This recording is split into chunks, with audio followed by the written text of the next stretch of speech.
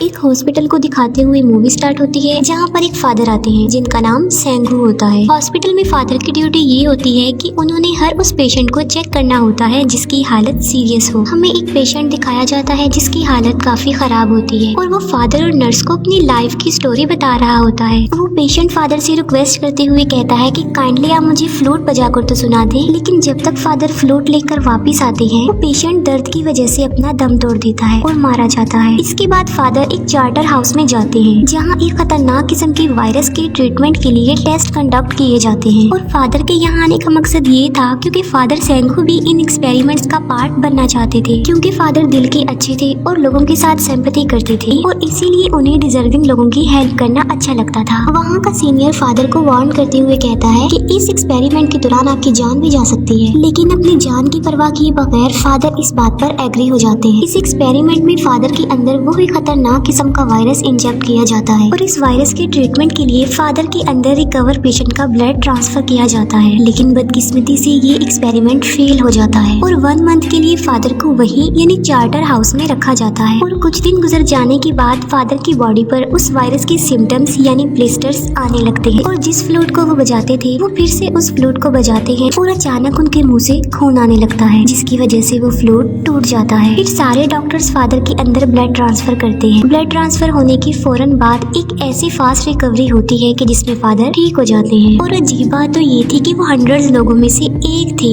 जो ठीक हुए थे। इस इंसिडेंट के बाद सब लोग उन्हें जीनियस और लकी समझने लगे थे और उनकी रिस्पेक्ट पहले से कई ज्यादा बढ़ गई थी। फादर सेंगू अपने सीनियर फादर से मिलते हैं जो कि ब्लाइंड थे। फिर फादर एक बच्चे के बर्थडे में जाते हैं और वहाँ पर सेलिब्रेशन करके उस बच्चे को खुश करते हैं क्योंकि उस बच्चे को ब्रेन कैंसर था। तभी अचानक से वहाँ पर एक लेडी आ जाती है जो कि काफी घबराई हुई होती है। वो कहती है कि फादर मेरा बेटा बहुत बीमार है, प्लीज हेल्प कीजिए और मेरे साथ चलिए। उस लेडी के घर में पहुंचकर फादर को पता चलता है कि वो पेशेंट कोई और नहीं बल्कि वो फादर के बचपन का फ्रेंड था। फादर के फ्रेंड का नाम कैंगवू होता है और वहीं पर कैंगवू की वाइफ थी जिसका नाम ताइजू होता है। कैंगवू की मदर फादर को डिनर पर इनवाइट करती है और वहाँ पर हम नोटिस करते हैं कि फादर कैंगवू की वाइफ ताइजू में इंटरेस्टेड होते जा रहे हैं। कैंगवू जो कि अब काफी हद तक बेटर हो गया था और अब वो घर भी आ चुका था और घर में 3 लोग कैंगवू को मिलने आते हैं, जिनमें एक कपल था और दूसरा एक पुलिस ऑफिसर। और वो लोग वहीं पर फादर से भी मिल लेते हैं। वो लोग एक डाइस गेम खेल रहे होते हैं कि तभी हम देखते हैं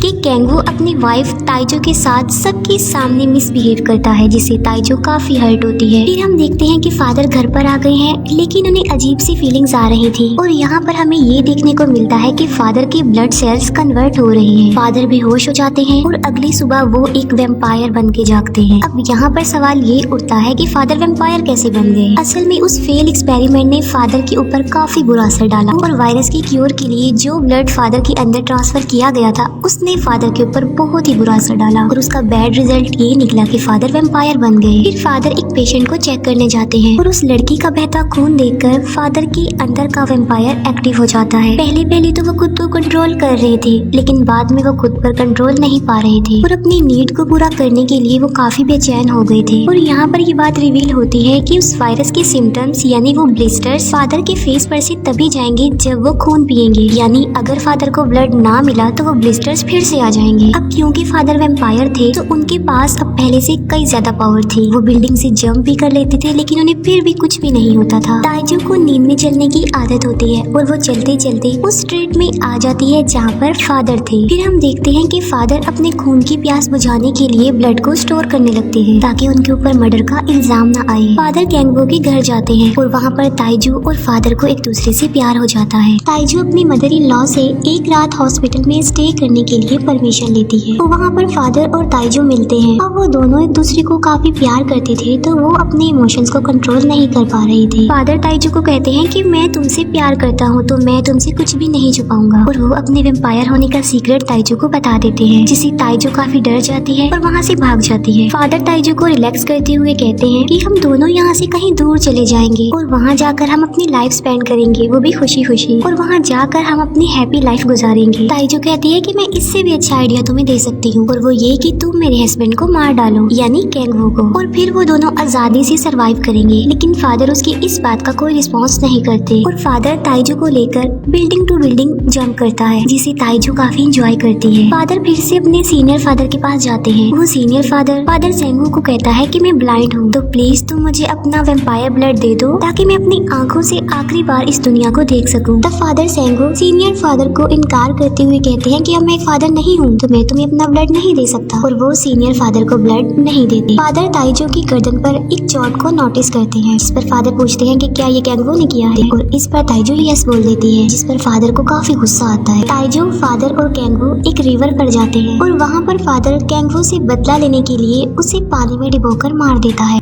जिससे ताइजो इंजर्ड हो जाती है। फादर ताइजो को भी पानी में फेंक देता है और खुद वहाँ से भाग जाता है, और वो ऐसा इसलिए करता है ताकि पुलिस को ये लगे कि ये एक एक्सीडेंट है, ना कि एक मर्डर। फिर फादर सेंगो चार्टर हाउस आते हैं और वहाँ पर फिर से उन्हें अपने सीनियर फादर मिलते हैं, और वहाँ पर सीनियर फादर फिर से फादर से रिक्वेस्ट करते हैं कि प्लीज तुम मुझे अपना वेम्पायर ब्लड दे दो ना, ताकि मैं भी इस दुनिया को देख लूँ। तब फादर सेंगो सीनियर फादर को कहते हैं कि मैं आपको अपना वेम्पायर ब्लड तो दे देता हूँ, लेकिन उसके बदले में आपको मेरे लिए प्रे करनी होगी। और वो सीनियर फादर ऐसा ही करते हैं और फादर सेंगो के लिए प्रे करते हैं। लेकिन तभी फादर सेंगो की बॉडी पर उस वायरस के सिम्टम्स यानी ब्लिस्टर्स आने लगते हैं और उनका वेम्पायर फिर से जाग जाता है, और अपनी इस नीड को पूरी करने के लिए वो फादर को ही मार डालते हैं। कैंगवो की डेथ को लेकर पुलिस इन्वेस्टिगेशन चल रही होती है और कैंगवो की मदर अपने बेटे के दुख में पैरालाइज्ड हो गई थी। कैंगवो की मदर का शक फादर पर ही था कि उसी ने ही उनके बेटे को मारा है। ताइजो और फादर साथ होते हैं, तब वहाँ पर कैंगवो की सॉल आकर उन्हें डराती है। शराब के नशे में ताइजो के मुंह से गलती से ये निकल जाता है कि आज तक उसके हस्बैंड यानी कैंगवो ने उस पर कभी भी हाथ नहीं उठाया, बल्कि उसने झूठ बोला था कि उसके हस्बैंड का सलूक उसके साथ अच्छा नहीं है। इस बात पर फादर को काफी दुख होता है क्योंकि उन्होंने एक बेकसूर इंसान को मार डाला था, और इस वजह से फादर ताइजो पर गुस्सा करते हैं। ताइजो को काफी एम्बेरसमेंट होती है और वो फादर को कहती है कि तुम मुझे मार डालो, और फादर ऐसा ही करते हैं। वो उसका गला घोंटकर उसे जान से मार डालते हैं और बाद में ताइजो की बॉडी से खून पीते हैं। फादर खुद को काफी अकेला महसूस कर रहे थे और तब वो डिसाइड करते हैं कि वो ताइजो को भी एक वेम्पायर बना देंगे, और ये सोचकर वो ताइजो को अपना वेम्पायर ब्लड पिलाने लगते हैं। तब ताइजो अपनी आंखें खोलती है और अब वो एक वेम्पायर होती है। कैंगवो की मदर सामने से ये सब कुछ देख रही होती है। ताइजो जो कि एक खतरनाक किस्म की वेम्पायर बनी थी, तो वो सबको मारने लगती है और लोगों का खून पीकर वो काफी इंजॉय भी करती है। ये बात फादर को पसंद नहीं आती कि ताइजो सबको मार रही है, क्योंकि वो लोगों को तभी मारते थे